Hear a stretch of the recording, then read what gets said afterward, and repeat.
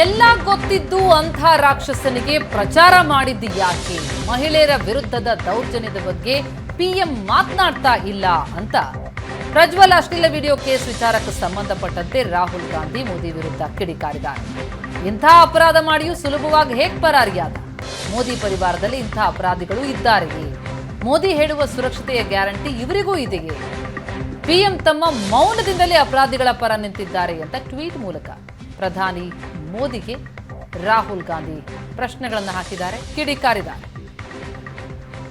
ಪ್ರಜ್ವಲ್ ಬಗ್ಗೆ ಮೋದಿ ಮೌನ ಮುರಿಬೇಕು ಅಂತ ರಾಹುಲ್ ಆಗ್ರಹಿಸ್ತಾ ಇದ್ದಾರೆ. ಮಹಿಳೆಯರ ವಿರುದ್ಧದ ದೌರ್ಜನ್ಯದ ಬಗ್ಗೆ ಪ್ರಧಾನಿ ಮಾತನಾಡ್ತಿಲ್ಲ ಅಂತ ಟ್ವೀಟ್ ಮಾಡಿ ರಾಹುಲ್ ಕಿಡಿಕಾರಿದ್ದಾರೆ. ಎಲ್ಲ ಗೊತ್ತಿದ್ದು ಅಂಥ ರಾಕ್ಷಸನಿಗೆ ಪ್ರಚಾರ ಮಾಡಿದ್ದು ಯಾಕೆ ಅಂತ ಪ್ರಜ್ವಲ್ ಕೇಸ್ಗೆ ಸಂಬಂಧಪಟ್ಟಂತೆ ರಾಹುಲ್ ಗಾಂಧಿ ಈ ಪ್ರಕರಣದಲ್ಲಿ ಪ್ರಜ್ವಲ್ ರೇವಣ್ಣಗೆ ಅತಿ ದೊಡ್ಡ ಸಂಕಷ್ಟ ಎದುರಾಗುತ್ತಾ? ಪ್ರಜ್ವಲ್ ವಿರುದ್ಧ ಪೋಕ್ಸೋ ಪ್ರಕರಣ ದಾಖಲಾಗುತ್ತಾ?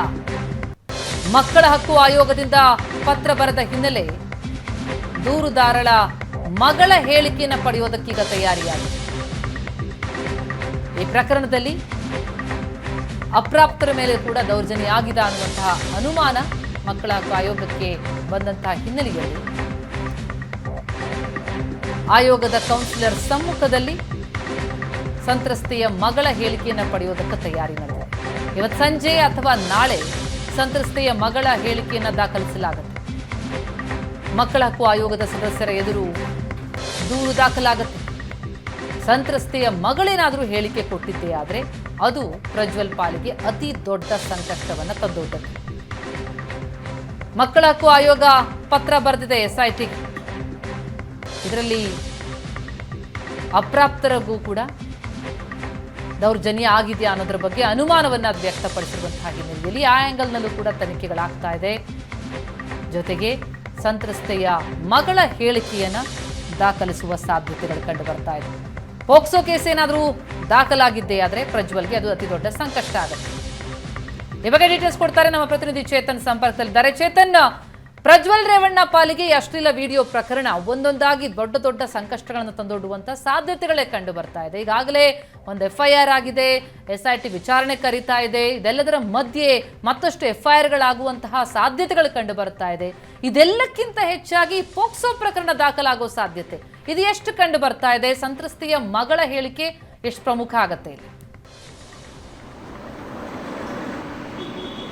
ಪ್ರತಿಮಾ, ಅಂದರೆ ಈ ಒಂದು ಪ್ರಕರಣದಲ್ಲಿ ಇವಾಗ ಆಲ್ರೆಡಿ ಮಕ್ಕಳ ಹಕ್ಕು ಆಯೋಗ ಏನಿದೆ, ಮಕ್ಕಳ ಹಕ್ಕು ಆಯೋಗ ಒಂದು SITಗೆ ಒಂದು ಲೆಟ್ರನ್ನ ಬರೆದಿತ್ತು. ಅಂದರೆ ನಿನ್ನೆ ಲೆಟ್ರನ್ನ ಬರೆದು ಈ ಒಂದು ಪ್ರಕರಣದಲ್ಲಿ ಯಾರಾದರೂ ಅಪ್ರಾಪ್ತ ಯುವತಿಯರೇನಾದರೂ ಇದ್ದಾರಾ, ಅಪ್ರಾಪ್ತ ಬಾಲಕಿಯರೇನಾದರೂ ಇದ್ದಾರಾ ಅನ್ನೋದ್ರ ಬಗ್ಗೆ ಒಂದು ತನಿಖೆಯನ್ನು ನಡೆಸಿ ಒಂದು ವರದಿಯನ್ನು ನೀಡಿ ಅಂತ ಅಂದ್ಬಿಟ್ಟು ಒಂದು ಲೆಟ್ರನ್ನ ಬರೆದಿರ್ತಾರೆ. ಹೀಗಾಗಿ ಎಲ್ಲ ಒಂದು ಕಡೆ ಅದು ಒಂದು ವೇಳೆ ಏನಾದರೂ ಅಪ್ರಾಪ್ತಿಯರಿಗೂ ಜೊತೆಗೂ ಕೂಡ ಪ್ರಜ್ವಲ್ ರೇವಣ್ಣ ಹೀಗೆ ಮಾಡಿದರೆ ಅದು ಪೋಕ್ಸೋ ಪ್ರಕರಣಕ್ಕೆ ಕನ್ವರ್ಟ್ ಆಗುತ್ತೆ. ಅಲ್ಲೂ ಕೂಡ ಒಂದು ಪ್ರಕರಣ ದಾಖಲಾಗುವಂತಹ ಒಂದು ಚಾನ್ಸಸ್ ಇರುವಂಥದ್ದು. ಅಂದರೆ ಇದುವರೆಗೂ ಬಂದಿರುವಂತಹ ಮಾಹಿತಿಯ ಪ್ರಕಾರ ಯಾರೂ ಕೂಡ ಅಪ್ರಾಪ್ತೆಯರು ಇಲ್ಲ ಅನ್ನೋದ್ರ ಬಗ್ಗೆ ಸದ್ಯಕ್ಕೆ ಸೋಫಾರ್ ನಮಗೆ ಮಾಹಿತಿ ಸಿಗ್ತಾ ಇರೋವಂಥದ್ದು. ಹೀಗಾಗಿಯೇ ನಿನ್ನೆ ಒಂದು ಚೈಲ್ಡ್ ಕಮಿಷನ್ನು ಒಂದು SIT ಮುಖ್ಯಸ್ಥ BK ಸಿಂಗ್ಗೆ ಒಂದು ಲೆಟ್ರನ್ನು ಬರೆದಿದ್ದು. ಆ ಒಂದು ಲೆಟ್ರಿಗೂ ಕೂಡ ಇವಾಗ ಆಲ್ರೆಡಿ BK ಸಿಂಗ್ ಒಂದು ರಿಪ್ಲೈಯನ್ನು ಕೂಡ ಮಾಡಿರುವಂಥದ್ದು. ಪ್ರಕರಣದಲ್ಲಿ ಸೋಫಾರ್ ಯಾರು ಕೂಡ 18 ವರ್ಷಕ್ಕಿಂತ ಕೆಳಗಡೆ ಇರೋರು ಅಪ್ರಾಪ್ತ ಬಾಲಕಿಯರು ಯಾರು ಕೂಡ ಕಂಡು ಬಂದಿಲ್ಲ ಅನ್ನೋದ್ರ ಬಗ್ಗೆ ಒಂದು ರಿಪ್ಲೈಯನ್ನು ಕೂಡ ಕೊಟ್ಟಿರುವಂಥದ್ದು. ಒಂದು ವೇಳೆ ಏನಾದರೂ ಆ ಲೆಟ್ರನ್ನ ಅನ್ವಯ ಯಾರಾದರೂ ಅಪ್ರಾಪ್ತರು ಇದ್ದರೆ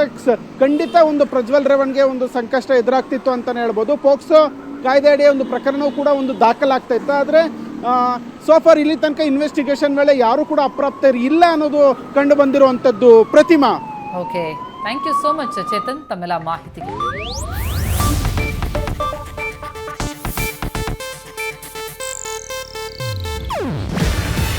ಇದು ಏಷ್ಯಾನೆಟ್ ನ್ಯೂಸ್ ನೆಟ್ವರ್ಕ್ ಪ್ರಸ್ತುತಿ. ನೀವು ನೋಡ್ತಿದ್ದೀರಾ ಏಷ್ಯಾನೆಟ್ ಸುವರ್ಣ ನ್ಯೂಸ್.